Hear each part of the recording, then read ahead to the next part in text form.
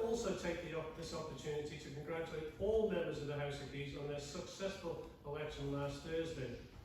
You have earned the trust and confidence of your constituents, and now I know you will work very hard for them for the next 5 years.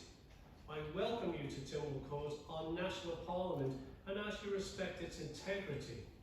And also remind you you are now national politicians and now represent the Isle of Man. I wish you well in your endeavours. Honourable members, it is my pleasure on behalf of Tynwald Court to welcome His Excellency the Lieutenant Governor Sir John Lorimer to Tynwald Chamber. He has joined us this morning with Lady Lorimer at the first available opportunity since being sworn in at the island's representative for Her Majesty the Queen, Lord of Man, and what a fine day it was yesterday in Castletown. Your Excellency, Falkbush is she. Warm welcome to you and Lady Lorimer. It is quite clear you are well travelled and highly experienced in international affairs of state, and know you will take a keen interest in our international affairs, which can be quite extensive for our small island nation. This theme of being small but impactful will become evident in many ways as you gradually immerse yourself in island life. It is often said we box well above our weight, and this is so very, very true. Be it politics, business, sports, music, arts, and our highly respected third sector. The Isle of Man is renowned for its giving and generous nature, and you will witness the many charities who support both local and international causes through donations and volunteer time to great effect. Our history and heritage is something we treasure most dearly, none more so than Tynwald, our most ancient institution where you are welcome to witness our deliberations at any time. Your Excellency and Lady Lorimer, we sincerely hope you enjoy what we take for granted, a high quality of life both in work and leisure over the next 5 years. Welcome, sir, and may I invite you to address the court.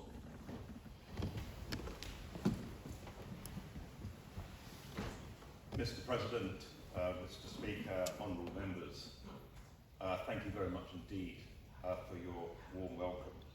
Nor am I. Yesterday was a wonderful day for both Philippa and me, and also my mother, brother and sister, who were also present at Castle Rush.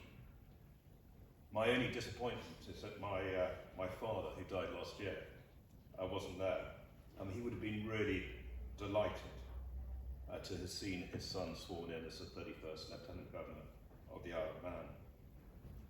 No doubt he would have had a view about my speech and definitely about my hat.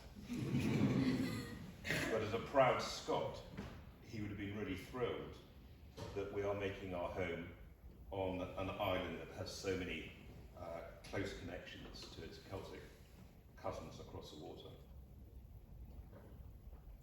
Mr. President, Philippa and I have been astonished by the warmth of welcome and the reception that we have received since our arrival on the Isle of Man by the steam packet companies, Ben McCree, on Monday. As I said yesterday, the island has a well-earned reputation for its community spirit and friendliness, and we have felt this directly and constantly over the last 4 days. Today, Mr. President, I am most grateful for this opportunity to pay my respects to the Court of Tynwald, and it is an honour to be asked to make a short address.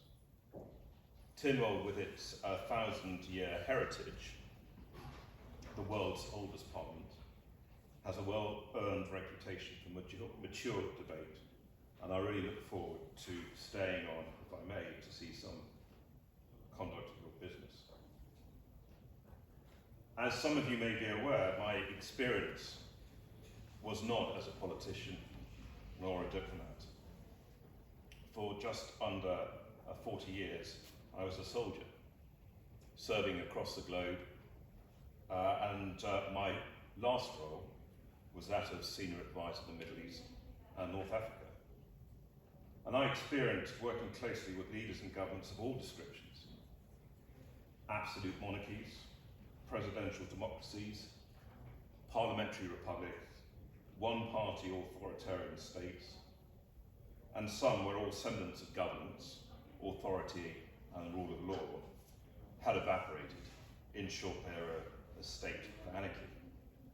Indeed, I have attended political gatherings in the region where some of the politicians were armed with AK-47s and where my presence, at best, was regarded as being most unwelcome. So I am in no doubt that working with the honourable members and the Manx government officials and engaging with you all should be a much less stressful and safer activity. We hope. But clearly it will be no less important. And I do not underestimate the serious nature of some of the decisions that you have to make over the next few years. So I very much look forward to meeting with you all properly and engaging with you. And as I mature into the role of Lieutenant Governor, I hope that I will be able to contribute appropriately and sensitively in supporting the interests of the island and the Manx people. In the meantime, I have set myself the task of getting out and about and meeting everyone from all walks of life and in different settings, so that I can learn about this wonderful island. Then when I do discuss the issues of the day with you, it will be from a better informed position than I currently find myself in. Mr. President, it's both an honour and a privilege to represent the Crown in the Isle of Man.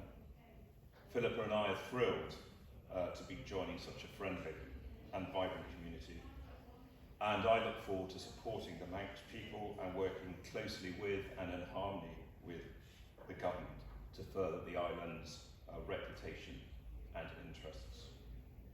Thank you again for your kind welcome today.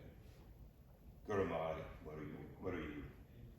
Thank you.